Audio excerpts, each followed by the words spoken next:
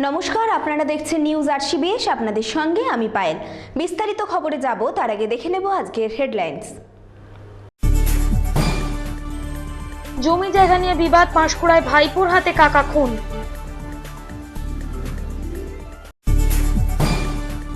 রূপনারায়ণ থেকে উদ্ধার নিখোঁজ টোটো চালকের দেহ। গত 5ই এপ্রিল থেকে নিখোঁজ ছিলেন ওই টোটো চালক। নিজের বাড়ি থেকে উদ্ধার পচা গলা মৃতদেহ। দুর্গন্ধ পেয়ে সন্দেহ পরিবারের অন্য সদস্যদের দেহ উদ্ধার করেছে পুলিশ। মোবাইলে কথা বলার সময় ছেলের কান্না, বিরক্তিতে মা আছড়ে মারলেন ছেলেকে। ঘটনাস্থলেই মৃত্যু 3 বছরের শিশুর। দিদির বাড়িতে এসে ধর্ষিতা নাবালিকা, অভিযোগ দায়ের থানায়।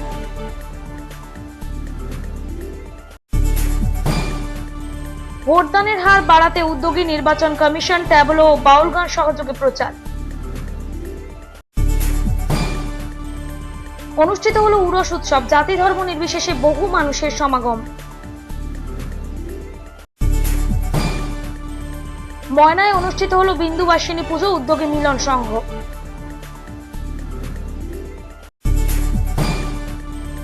ধারিন্দা শিব মন্দিরের পুনঃসংস্কার রয়েছে পৌরসভার মানচিত্রে স্থান দেওয়ার পরিকল্পনা, জানালেন স্থানীয় কাউন্সিলর। দেউলিয়া বাজারে পথ নিরাপত্তা বিষয়ক সচেতনতা শিবির, উপস্থিত পুলিশ আধিকারিকরা। তমলুকের একটি ক্যান্টিনে আগুন, দমকলের 2টি ইঞ্জিনের চেষ্টায় পরিস্থিতি নিয়ন্ত্রণে। ফুলের সাথে বাহারি পাতা চাষ, লাভবান হচ্ছেন কৃষক।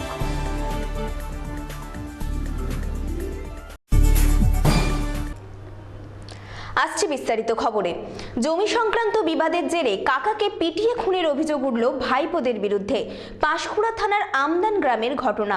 তমলুক জেলা হাসপাতালে মৃত্যু হয় ওই ব্যক্তির। অবশ্য সমস্ত অভিযোগ অস্বীকার করেছেন ভাইপোরা। ঘটনার তদন্ত করছে পুলিশ।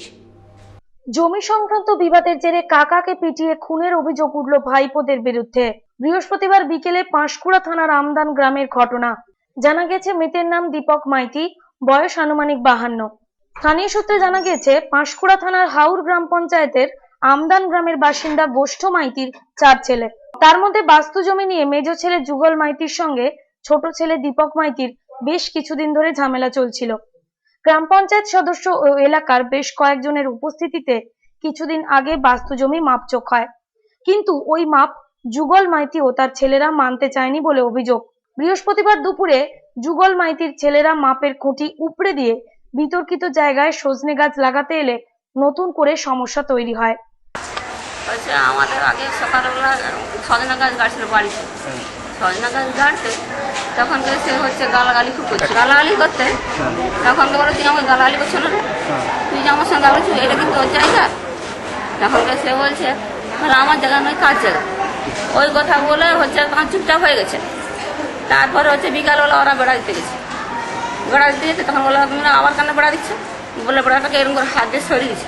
তখন এরকম একটা ডাং দিয়ে হচ্ছে আমাদের বড় করছে মেরে দিচ্ছে। তুমি তো ওদের কাছে আবার গেঁতি ছিল একটা, গেঁতি যে উঠে মারলে এবার তুমি কে কাকে মারছো, তুমি কাকে দেখছো। আর লাঠি যেটা ছিল সেটা আমরা লাঠিটাকে ছাড়িয়ে দিচ্ছি তার আগে। এবার সে হচ্ছে লাঠি তুলেছে, তারা লাঠি ইতে এবার যখন সে পড়ে গেছে তখন মারপিট বন্ধ করেনি। দীপক বাবুর পরিবার তাদের বাধা দেয়। এই নিয়ে দুপুরে দুই পক্ষের মধ্যে তুমুল ঝামেলা তৈরি হয়। বিকেলে ওই জায়গায় উপড়ে দেওয়া মাপের খুঁটি পুঁততে যান দীপক বাবুর স্ত্রী টুনি মাইতি। তখন যুগল মাইতির ছেলেরা লাঠি, শাবল ও লোহার রড নিয়ে তেড়ে আসে। এরপর টুনি মাইতিকে বেধড়ক মারধর করা হয় বলে অভিযোগ। স্ত্রীকে বাঁচাতে দীপক বাবু ও পরিবারের অন্যান্য সদস্যরা দৌড়ে যান। সেই সময় যুগল মাইতির ছেলেরা দীপক বাবুকে বেধড়ক মারধর করে। শাবল দিয়ে মাথা ফাটিয়ে দেওয়া হয় বলে অভিযোগ। আশেপাশের লোকেরা তাদের উদ্ধার করে পাঁশকুড়া ব্লক স্বাস্থ্য কেন্দ্রে নিয়ে যান। সেখান থেকে আশঙ্কাজনক অবস্থায় দীপক বাবুকে তমলুক জেলা হাসপাতালে স্থানান্তর করা হয়। সেখানেই তার মৃত্যু হয়। জায়গা নিয়ে হচ্ছে, ঠিক আছে, আমাদের হচ্ছে একটা খুঁটি পুঁতা ছিল, ওরা খুঁটিটা উগড়ি দিয়েছে। উগড়ি দেওয়ার ফলে আমাদের শাশুড়ি আসছে, লাইনে গেছে, আমরা খুঁটি পুঁততে গেছি, আমাদেরকে কাঠারি ডাং গেঁতি দিয়ে মারতে তুলছে। আমরা কিন্তু অতটাও মারি। যুগল মাইতিকে, যুগল মাইতিদের পুরো ফ্যামিলি ওরাই মারছে। কাঠারি গেঁতি ডাং নিয়েই সবাই আমাদেরকে মারতে আসছে। যাদের সঙ্গে গন্ডগোল হয়েছে তারা আপনাদের কে হয়? কি জেঠু হয়। কি নিয়ে গন্ডগোলটা হয়েছে? জায়গা নিয়ে। জায়গাটা কি হয়েছে? জায়গায় ওই যে মামজু হয়েছিল, মামজু মানেনি, আর খুঁটি পুঁতা ছিল, আমরা খুঁটি পুঁততে গিয়ে আমাদেরকে একটু মারছে।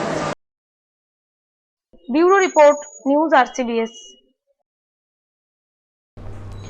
রূপনারায়ণ নদীর জল থেকে উদ্ধার নিখোঁজ টোটো চালকের দেহকে ঘিরে চাঞ্চল্য এলাকায়। স্থানীয় বাসিন্দারা মাছ ধরতে গিয়ে দেহটি দেখতে পান। থানায় খবর দেওয়া হলে পুলিশ এসে দেহটি উদ্ধার করে। রূপনারায়ণ থেকে উদ্ধার হলো নিখোঁজ টোটো চালকের দেহ। শুক্রবার সকালে নাটশালের মণ্ডলপাড়ায় কয়েকজন বাসিন্দা নদীতে মাছ ধরতে গিয়ে দেহটি দেখতে পান। থানায় খবর দেওয়া হলে পুলিশ এসে দেহটি উদ্ধার করে। জানা গেছে মৃতের নাম শঙ্কর জানা, বয়স আনুমানিক 45। গত 5ই এপ্রিল থেকে টোটো সহ নিখোঁজ ছিলেন তিনি। গত বুধবার রাতে এক যাত্রী তার টোটো ভাড়া করে বাসপুল থেকে গেওখালীর রূপনারায়ণ নদীর পাড় দিয়ে আশ্রমের দিকে যাচ্ছিল বলে জানা যায়। এরপর রাত পর্যন্ত বাড়ি না ফেরায় শঙ্করবাবুর ছেলে দিলীপ জানা মহিষাদল থানায় অভিযোগ দায়ের করেন। এই খবর আশেপাশে ছড়িয়ে পড়ার পর এলাকার বাসিন্দারা আশেপাশে খোঁজাখুঁজি করে নদীর পাড় থেকে চালকের জুতো, একটি ভাঙা সিম কার্ড ও হাতঘড়ি উদ্ধার করে। শেষ পর্যন্ত শুক্রবার সকালে রূপনারায়ণ থেকে উদ্ধার হয় ওই নিখোঁজ টোটো চালকের মৃতদেহ। ঘটনার তদন্ত করছে police.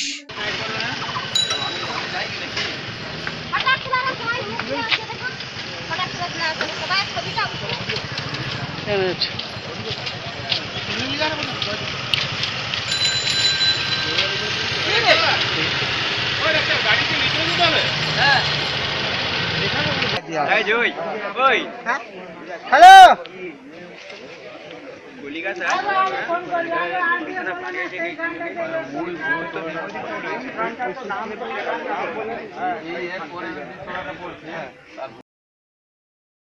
Bureau report, news RCBS।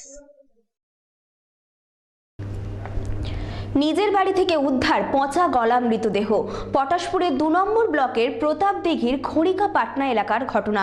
সোমবার থেকে নিখোঁজ ছিলেন ওই ব্যক্তি। বাড়ি থেকে পচা গন্ধ বেরোলে পুলিশ এসে মৃতদেহ উদ্ধার করে। নিজের বাড়ি থেকেই বাড়ির এক সদস্যের পচা গলা মৃতদেহ উদ্ধার হলো পটাশপুরে। পটাশপুর 2 নম্বর ব্লকের প্রতাপ দিঘির খড়িকা পাটনা এলাকার ঘটনা।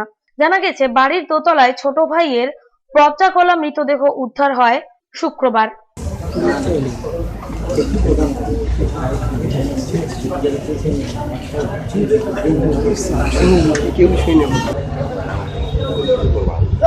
আমি ছবি পাইছি, দালালি করতে হবে। অভিযোগ, ওই বাড়ির 3 ভাইয়ের মধ্যে ছোট ভাই দিনভর মদ্যপ অবস্থায় থাকতেন। সোমবার রাতের পর থেকে এলাকার মানুষজন তাকে দেখতে পাননি। অনেক খোঁজাখুঁজির পর শুক্রবার সকালে বাড়ির দোতলা থেকে পচা গন্ধ বেরোতে দেখে সন্দেহ হয় অন্যান্যদের। দরজা ভেঙে দেখতে পাওয়া যায় পচা গলা মৃতদেহটি পড়ে রয়েছে। পুলিশ এসে মৃতদেহ উদ্ধার করে। জানা গেছে মৃতের নাম গণেশ দাস, বয়স আনুমানিক 35। কিভাবে ওই ব্যক্তি মারা গেলেন সে বিষয়ে তদন্ত চালাচ্ছে পুলিশ।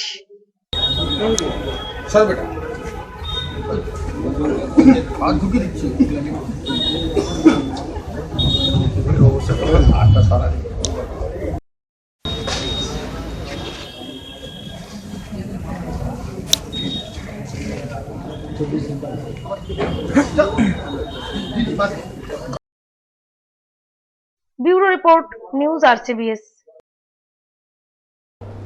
ফোনে কথা বলার সময় ছেলে বিরক্ত করলে সেই 3 বছরের শিশুকে তুলে আছাড় মারে মা। মর্মান্তিক এই ঘটনাটি ঘটেছে চন্দ্রকোনা থানার রামগঞ্জ এলাকায়। ঘটনাস্থলেই মৃত্যু হয় ওই শিশুর। অভিযুক্ত মাকে আটক করে জিজ্ঞাসাবাদ করছে পুলিশ। ফোনে কথা বলার সময় বিরক্ত করছিল ছেলে, রাগে সেই ছেলেকেই তুলে আছাড় মারলেন মা। 3 বছরের একরত্তি ছেলের প্রাণ আর ফিরে আসেনি। এভাবেই মোবাইল ফোনের দৌলতে মায়ের রাগের বলি হলো সন্তান। মর্মান্তিক এই ঘটনাটি ঘটেছে চন্দ্রকোনা থানার রামগঞ্জ এলাকায় বৃহস্পতিবার দুপুরে। জানা গেছে বছর 7 আগে পেশায় দিনমজুর গৌতম ঘোষের সঙ্গে টুম্পার বিয়ে হয়। তাদের 2টি পুত্র সন্তান রয়েছে। অভিযোগ, এদিন দুপুরে টুম্পার মোবাইলে একটি ফোন আসে। টুম্পা ফোন ধরে কথা বলার সময় ছোট ছেলে প্রচন্ড কাঁদতে থাকে। বিরক্ত হয়ে টুম্পা তার নিজের ছেলেকেই তুলে আছাড় মারে। ঘটনাস্থলেই 3 বছরের শিশুর মৃত্যু হয়। ঘটনা খতিয়ে দেখছে পুলিশ। 2টার সময় আমি লোকের বাড়ি থেকে কাজ দিয়ে এসছি, টিফিন নিয়ে ভাত দিয়ে। ছেনাটা আমাদের বস্তি ঘর দিয়ে চলে যায়। ছেনাটাকে টেনে নিয়ে এলো, ওর মা তখন ফোন করে বাবার মন্দিরে বসে বসে। ছেনাটাকে নিয়ে এসে গলাটা টিপে মেরে রেখে দিয়ে আবার গেছে ফোন করতে। ফোন করে এসে তখন এসে অভিনয় জানাচ্ছে আমার ছেলেটা বমি করতে মরে যাচ্ছে, তোমরা এসো গো। এই মাত্র আমি দেখেছি, তবে আর কিছু আমি বলতে পারবো না। Bureau report, news RCBS. দিদির বাড়িতে বেড়াতে এসে ধর্ষিতা এক নাবালিকা। ঘটনাটি রামনগরের দুর্গাপুরের ঘটনা। অভিযুক্তর বিরুদ্ধে অভিযোগ দায়ের করা হয়েছে থানায়। অভিযুক্তকে ধরার চেষ্টা চালাচ্ছে বলে জানিয়েছেন পুলিশ। দিদির বাড়িতে বেড়াতে এসে ধর্ষিতা এক নাবালিকা। রামনগরের দুর্গাপুরের ঘটনা। অভিযুক্ত অজয় কুমার জানাকে ধরার চেষ্টা চলছে বলে জানিয়েছে পুলিশ। গত 3 এপ্রিল দুপুরে দিদির ছেলেকে নিয়ে রাস্তায় দাঁড়িয়েছিল ওই নাবালিকা। সে সময় অভিযুক্তর বৌদি নাবালিকাকে বাড়িতে ডাকে। অভিযোগের পর কোলের শিশুকে কেড়ে নিয়ে দেওর অজয়ের ঘরে ধাক্কা দিয়ে ঢুকিয়ে দরজা লাগিয়ে দেয়। এরপরই অত্যাচার চালায় সে। পরিপ্রেক্ষিতে যে অভিযুক্ত যে এত বড় অন্যায় করেছে তার উপযুক্ত শাস্তি হোক, এটাই আমরা গ্রামবাসী হিসাবে বা তার শুভাকাঙ্ক্ষী হিসাবে এটা আমরা চাই। কি ঘটনাটা কি ঘটেছিল?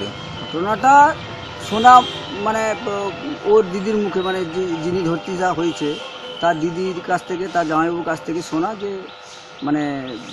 তা যে অভিযুক্ত অজয় জানা, সে এই মেয়েটাকে কৌশলে তার বৌদির মাধ্যম দিয়ে ডেকে নিয়ে ঘরের ভিতরে সে ধর্ষণ করে। তো কি বলবেন এই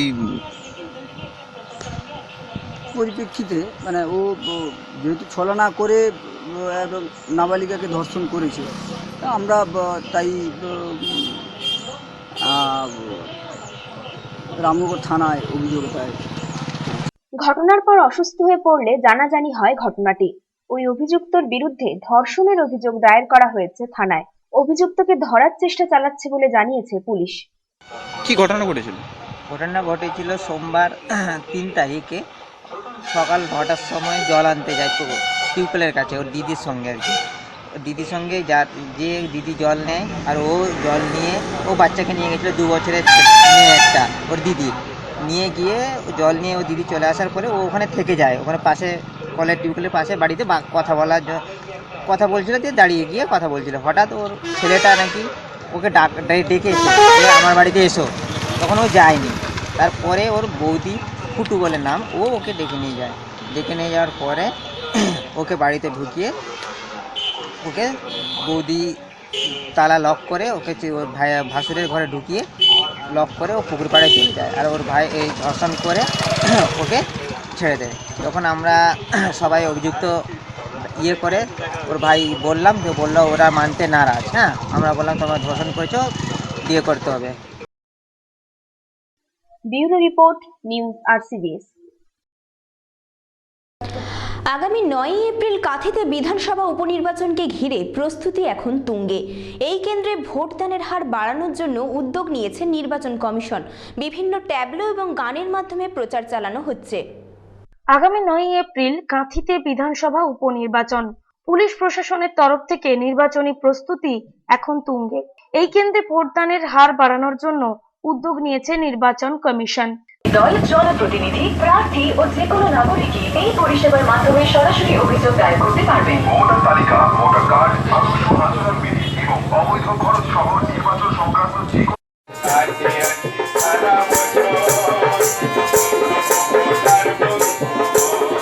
বিভিন্ন ট্যাবলোর মাধ্যমে এলাকা জুড়ে সচেতনতা বাড়িয়ে তোলার কাজ চলছে। ভোটদানের হার বাড়াতে এলাকায় বাউল গানের মাধ্যমে সচেতনতা বাড়ানোর চেষ্টা চালাচ্ছে নির্বাচন কমিশন। হ্যাঁ, সেই প্রচারে অংশগ্রহণ করেছি আমরা। আচ্ছা, কেমন লাগছে? আপনারাও তো ভোট দেবেন? হ্যাঁ, ভোট দেবো। তো আপনারা এই যে প্রচারে অংশগ্রহণ করেছেন, এটা তো সরকারি একটা প্রকল্প, কেমন লাগছে? সরকারি প্রকল্পটা ভালো লাগছে। সাড়া কেমন পড়ছে এই প্রচারে? সাড়া তো পড়ছেই ভালো। যে ব্যুরো রিপোর্ট, নিউজ আরসিবিএস। পূর্ব মেদিনীপুরের তমলুক থানার গোড়াইখালী গ্রামে অনুষ্ঠিত হলো দাতা সাহেবের উরুস মেলা। জাতি ধর্ম নির্বিশেষে সমস্ত মানুষ এই উৎসবে জড়ো হন। এই বছর এই উৎসব 72 বছরে পদার্পণ করল। পূর্ব মেদিনীপুর জেলার তমলুক থানার গোড়াইখালী গ্রামে অনুষ্ঠিত হলো দাতা সাহেবের উরুস মেলা। এই উরুস উৎসব এবারে 72তম বর্ষে পদার্পণ করলো। প্রতি বছরই বাংলার 22শে চৈত্রের দিন এই উরুস উৎসব অনুষ্ঠিত হয়।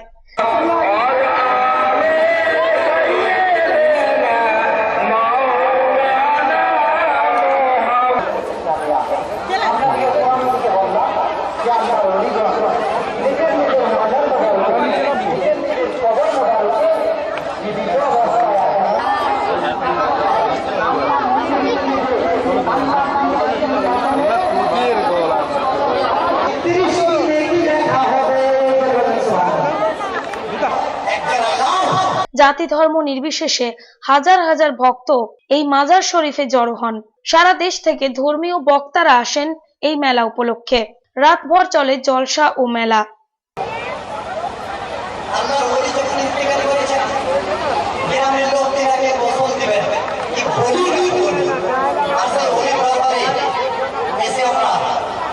যদি আল্লাহ সম্মান না করি অবশ্যই ধরতে পারে না, কিন্তু আমি আগে করেছি মরার পরে সারা পৃথিবীর সমস্ত মানুষের অবস্থা কবরে তেনাদের অবস্থা আলাদা।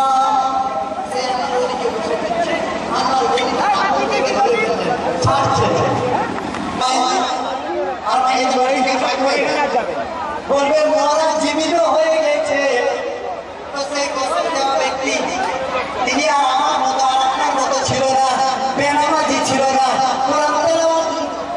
না জাননেওয়ালা ছিল। আমার খ্রিস্টান নম্বর আশা করছি ভুল হবে না। Bureau report, news RCBS। ময়না থানার দেউলি গ্রামে অনুষ্ঠিত হচ্ছে বিন্দুবাসিনী পুজো এবং শ্যামচাঁদ জিউর রথযাত্রা। উদ্যোগে মিলন সংঘ ক্লাব। পূজা উপলক্ষে প্রায় 10 থেকে 11,000 মানুষকে অন্নপ্রসাদ বিতরণ করা হয়। পুজোকে ঘিরে চলে কীর্তন, গান, যাত্রা এবং নানান ধরনের সাংস্কৃতিক অনুষ্ঠান। ময়না থানার দেউলি গ্রামে মিলন সংঘের উদ্যোগে অনুষ্ঠিত হচ্ছে বিন্দুবাসিনী পুজো ও শ্যামচাঁদ জিউর রথযাত্রা। পুজো উপলক্ষে বৃহস্পতিবার প্রায় 10 থেকে 11,000 মানুষকে অন্নপ্রসাদ বিতরণ করা হয়। আমাদের 75 বছর উপলক্ষে আমাদের সাংস্কৃতিক অনুষ্ঠান এবং স্বামীজির রথযাত্রা উপলক্ষে আমাদের আজ থেকে এবং আমাদের সাংস্কৃতিক অনুষ্ঠান এবং প্রীতিভোজের ব্যবস্থা এবং অন্নপ্রসাদ এবং আমাদের যুগ যুগ হয়ে আসছে। পুজো উপলক্ষে 6 দিনব্যাপী অনুষ্ঠিত হয় নাম সংকীর্তন, গান, যাত্রা সহ নানাবিধ সাংস্কৃতিক অনুষ্ঠান। বিন্দুবাসিনী পূজা ও শ্যামচাঁদ জিউ রথযাত্রা, শ্যামচাঁদ জিউ রথযাত্রাকে কেন্দ্র করে আমাদের খেলাধুলাও হয় আর সাংস্কৃতিক অনুষ্ঠান হয়, আর কি অনুষ্ঠান হয়, আর বিভিন্ন আরো সমাজমূলক অনুষ্ঠান করি, যাত্রা, ফাংশন, হ্যাঁ, শিশুদের দ্বারা অনুষ্ঠান, বিভিন্ন রকম অনুষ্ঠান হয়।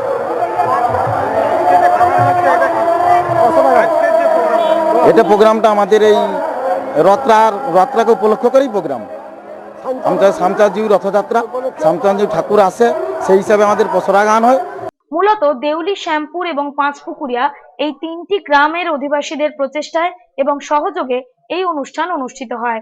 ময়না থানার দেউলি গ্রামে মিলন সংঘের উদ্যোগে অনুষ্ঠিত হচ্ছে বিন্দুবাসিনী পুজো ও শ্যামচাঁদ জিউর রথযাত্রা। পুজো উপলক্ষে 6 দিন ব্যাপী কীর্তন, গান, সাংস্কৃতিক অনুষ্ঠান, যাত্রা, পালাগানের আয়োজন করা হয়েছে। মূলত দেউলি, শ্যামপুর, পাঁচপুকুরিয়া এই 3টি গ্রামের অধিবাসীরা তাদের প্রচেষ্টায় এই উৎসবকে উৎসব মুখর করে তুলেছে। বৃহস্পতিবার প্রায় 10,000 মানুষকে অন্নপ্রসাদ বিতরণ করা হয়। ময়না থেকে ক্যামেরায় যাদব বেরার সঙ্গে অসিত বেরার রিপোর্ট, RCBS নিউজ। ধারিন্দার শিব মন্দিরকে পৌরসভার মানচিত্রে স্থান দেওয়ার পরিকল্পনা, এমনটাই জানালেন স্থানীয় কাউন্সিলর চন্দন প্রধান। বৃহস্পতিবার অনুষ্ঠিত হলো ধারিন্দা শিব মন্দিরের পুনঃসংস্কারের অনুষ্ঠান। উদ্বোধক হিসেবে উপস্থিত ছিলেন বিশিষ্টজনেরা। পৌরসভার মানচিত্রে স্থান দেওয়ার পরিকল্পনা রয়েছে, ধারিন্দা শিব মন্দিরের বিষয়ে জানালেন স্থানীয় কাউন্সিলর চন্দন প্রধান। এটা শ্রী শ্রী অম্বিকেশ্বর জিউ মন্দির, শিব মন্দির, প্রায় শতাধিক প্রাচীন এই মন্দির। এই মন্দির খুবই ভগ্ন অবস্থায় ছিল। আমরা গ্রাম উন্নয়ন কমিটির উদ্যোগে এবং গ্রামবাসীগণের আর্থিক সহযোগিতায় আজকে মন্দিরটিকে নতুনভাবে রূপ দিয়েছি। সেই সঙ্গে এই মন্দির সংলগ্ন এই যে নাট মন্দির দেখছেন, এটাও আমরা নতুনভাবে তৈরি করেছি। তমলুকের ধারিন্দা শিব মন্দিরের পুনঃসংস্কার অনুষ্ঠান অনুষ্ঠিত হলো বৃহস্পতিবার। উদ্বোধক হিসেবে উপস্থিত ছিলেন তমলুক রামকৃষ্ণ মঠ ও মিশনের সন্ন্যাসী নির্মোহানন্দ মহারাজ, তমলুক পৌরসভার চেয়ারম্যান রবীন্দ্রনাথ সেন সহ অন্যান্যরা। বা কোনো কারণে তার হয়তো ভালো লাগছে না এখানে এসে বসে শিবের কাছে যদি প্রার্থনা করা যায় এবং দেবী মহামায়ার যে বিভিন্ন রূপ এখানে আসে সেই রূপের স্মরণ করে বসে থাকা যায় বা জপ ধ্যান করা যায়, তাহলে মনের মধ্যে যে সমস্ত দুঃখ কষ্ট বা জ্বালা থাকে সেগুলো মিটিয়ে নেওয়া যেতে পারে। আমি চন্দন ভাইকে বলবো যে তিনি যেন এমন এখানে ব্যবস্থা রাখেন যাতে এখানে শান্তির একটা আবহাওয়া যেন সবসময় থাকে। এদিনের অনুষ্ঠানে উপস্থিত ছিলেন স্থানীয় কাউন্সিলর চন্দন প্রধান। মন্দিরটির পুনঃসংস্কার করতে প্রায় 15 লক্ষ টাকা খরচ হয়েছে এমনটাই জানালেন তিনি। রয়েছে পৌরসভার মানচিত্রে স্থান দেওয়ার পরিকল্পনাও। মন্দিরের ঐতিহাসিক গুরুত্বও তুলে ধরলেন স্থানীয় কাউন্সিলর। আজকে আনুষ্ঠানিকভাবে উদ্বোধন হয়েছে। আমাদের রামকৃষ্ণ মঠের মহারাজ তিনি এসেছিলেন, পৌরপ্রধান রবীন্দ্রনাথ সেন এসেছিলেন।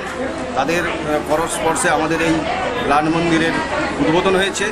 এই উদ্বোধনের পর আমাদের আজকে যজ্ঞ হচ্ছে। এই যজ্ঞ প্রত্যেকের শান্তির জন্য, গ্রামবাসীদের শান্তির জন্য, সবাইয়ের শান্তির জন্য এই যজ্ঞ অনুষ্ঠান হচ্ছে। এখানে আমাদের গ্রামের বয়স্ক প্রবীণ অনেক মানুষজন এসছেন, তারাও এখানে সমবেত হয়েছেন এই যজ্ঞ দেখবার জন্য। আমরা আগামী দিনে প্রত্যেকটি মানুষের কাছে বলছি যে আমাদের এই মন্দিরে এসে অন্তত কিছুক্ষণ যদি তিনি সময় ব্যয় করেন, তিনি তার মনের মধ্যে যে প্রশান্তি, সেই প্রশান্তি খুঁজে পাবেন। Bureau report, news RCBS। দেউলিয়া বাজারে জেলা পুলিশের সহায়তায় অনুষ্ঠিত হলো পথ নিরাপত্তা বিষয়ক সচেতনতা শিবির। মূলত পথ দুর্ঘটনা কমাতেই পুলিশের তরফে এই উদ্যোগ। পথ চলতি মানুষ এবং স্কুল পড়ুয়ারা এই শিবিরে অংশগ্রহণ করে। বৃহস্পতিবার পূর্ব মেদিনীপুরের দেউলিয়া বাজারের 6 নম্বর জাতীয় সড়কের পাশে জেলা পুলিশের সহায়তায় অনুষ্ঠিত হলো পথ নিরাপত্তা বিষয়ক সচেতনতা শিবির। তিনটে জিনিস ঠিক বলেছো, আমার মতে বলে কি বলবে? ইদানিং পথ দুর্ঘটনা বেড়ে যাওয়ার জন্য প্রতিটি এলাকায় পুলিশ প্রশাসনের তরফ থেকে এই ধরনের পথ নিরাপত্তা বিষয়ক সচেতনতা শিবির অনুষ্ঠিত হচ্ছে। তিনটে জিনিস ঠিক বলেছো, আমার মতে বলে কি বলবে? পথচলতি মানুষ এবং স্থানীয় দেউলিয়া হাই স্কুলের পড়ুয়ারা এই সচেতনতা শিবিরে অংশগ্রহণ করে। উপস্থিত ছিলেন জেলা প্রশাসন ও জেলা পুলিশের আধিকারিকরা। কাগজ, road tax, insurance, driving licence, ধোয়া কাগজ, ফিটনেস এবং 4 চাকা 6 চাকার গাড়ি হলে পারমিট, এই 7টি জিনিস নিয়ে বেরোতে হয় অতি অবশ্যই। তারপরে দেখবে তোমার গাড়িতে পেট্রোল আছে কিনা ছুটার মতো। Bureau report, news RCBS।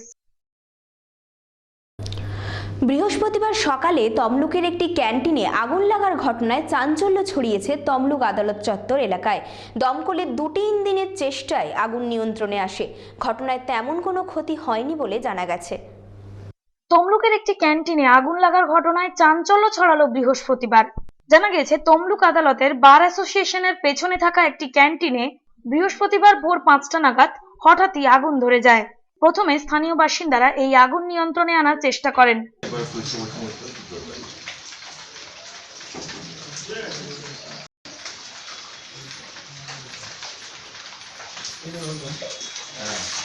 বারের ভিতরে কিছু হয়নি তো? শুধু এইটুকু জায়গার মধ্যে হয়েছে, আর কোথাও হয়নি আমার। আর এসব কিছুই হয়নি, শুধু এইটুকু জায়গার মধ্যেই হয়েছে। পরে দমকলের 2টি ইঞ্জিন ঘটনাস্থলে পৌঁছে পরিস্থিতি নিয়ন্ত্রণে আনে। প্রাথমিকভাবে ধারণা শর্ট সার্কিটের জন্যই এই আগুন লাগার ঘটনা ঘটেছে। তবে ঘটনায় তেমন কোনো ক্ষতি হয়নি বলে জানা গিয়েছে। আমাদের লাইব্রেরির আউটসাইডে অ্যানেক্সে আগুনটা ধরে যায় 5:30 নাগাদ। তারপরে ব্রিগেডে খবর দিতে তারা এসে আগুনটা নিয়ে গেছে। কি হতো ওখানটায়? না, ওখানটা আমাদের বিভিন্ন জিনিসপত্র থাকতো, এমন কিছু হতো না।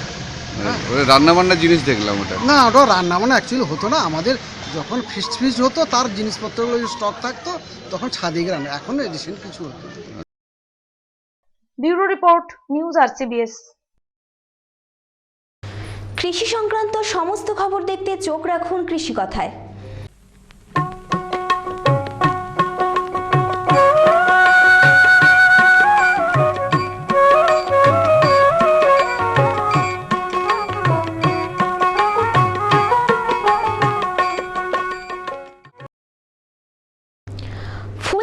সাথেই কামিনী, ভিক্টোরিয়া, ড্রেজিনা প্রভৃতি পাতার চাষ বাড়ছে জেলায়। গ্রিন সেট তৈরি করে এই চাষ করা হচ্ছে। এই সকল পাতার চাষ করে যথেষ্ট লাভবান ফুল চাষিরা। এই চাষ সংক্রান্ত নানা তথ্য জানালেন এক কৃষক। ফুল চাষের সাথে সাথে জেলায় বাড়ছে বাহারি পাতা চাষ। কামিনী, ভিক্টোরিয়া, ড্রেজিনা পাতার চাষ হচ্ছে ফুল চাষের সাথে সাথেই। জমি, জল জমি আর ডাঙা নিয়ে 4-5 বিঘার মতো রয়েছে। তার মধ্যে 1 বিঘাকে একটু বেশি ভিক্টোরিয়া চাষ করেছি, বা অন্যান্য ফসলও আছে, কামিনী, এরিকা, অন্যান্য ফসলও আমার আছে। তার মধ্যে এটা একটু মেন করে দেখি আর কি। আর এটার এই কিছুদিন আগে সামান্য কিছু কেটেছি, আবার এখন তো নতুন চারাটা, একটু নতুনের জন্য দেরি করে আবার কাটবো আর কি। মাটি বলতে এমনি কপিয়ে মজুদ দিয়ে ওকে পাট করে তৈরি করার পর খোপ কেটে লাগানো আছে। প্লাস এক একটা চারার দামও প্রচুর। এক একটা চারা প্রায় 30 টাকার মতো করে নিয়েছে আমার কাছ থেকে। 30 টাকা পিস হিসাবে নিয়েছে। প্রায় আমার ধরুন 16,000-এর মতো চারা রয়েছে। এটা 30 ডিসমিল জায়গার উপরেই রয়েছে। প্রায় 5,400 চারা আমার আছে। তার মধ্যে কিছু চারা নষ্ট হয়েছিল, তারকে আমি আবার নতুন করে আবার বসিয়ে দিয়েছি। দুটো বাগানে করেছেন? দুটো বাগানে মিলে করেছি। আমি 1 মাস 1.5 মাস অন্তর ওই এক একটা গাছে 3-4টে করে পাতা কেটে, যেটা হয় 3টে করে প্রায় কাটি।